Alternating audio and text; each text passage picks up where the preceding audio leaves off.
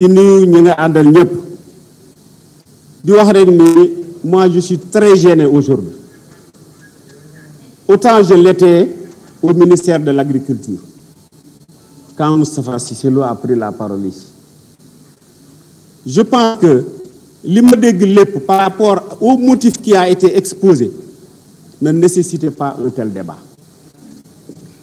Parce que am nga quota, ma sœur Yayman, quota bi wàññi nañu ko nañu seet lu tax ñu wàññi. Ensuite, il faut que nous députés, je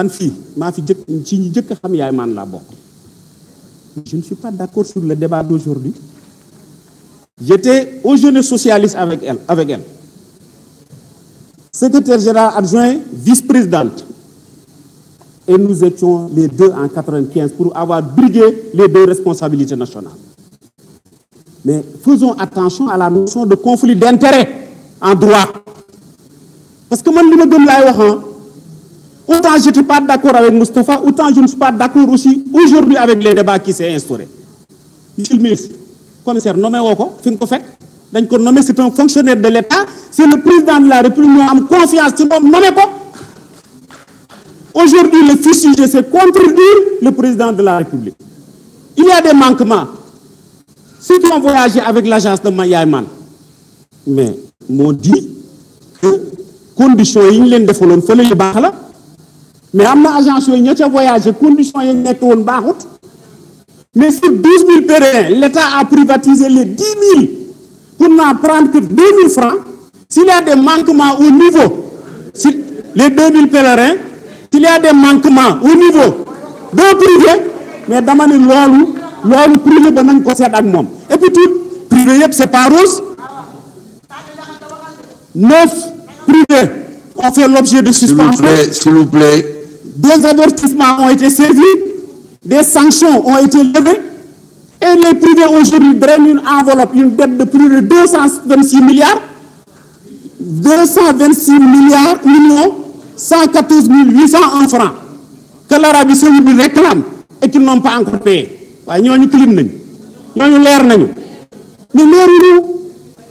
moi je pense que les affaires étrangères sont plus importantes que quand même un débat sur le pèlerinage.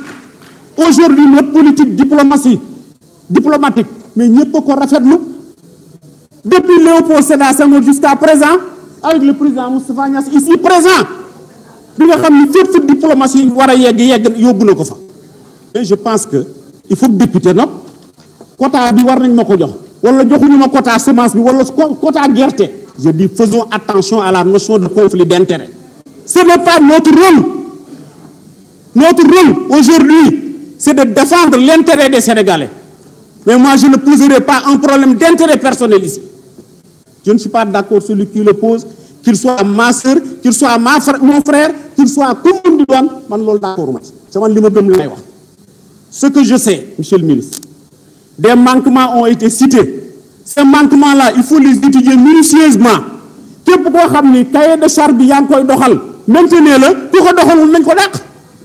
C'est aussi simple que ça.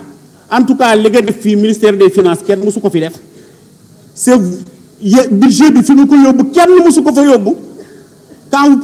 quand vous arriviez à la tête de ce département, quel était le budget? Quand vous quittez, quel est aujourd'hui le budget?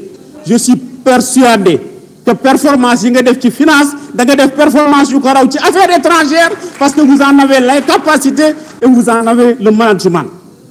Pour dire encore une fois que tel secteur qui a des améliorations, il faut le faire, mais faisons attention d'attaquer des fonctionnaires bon teint.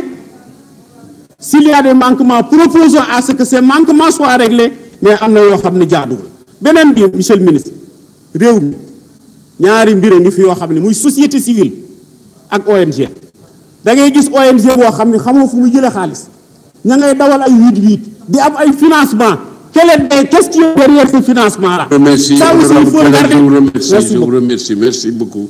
La parole est à notre collègue Siré Ndiaye.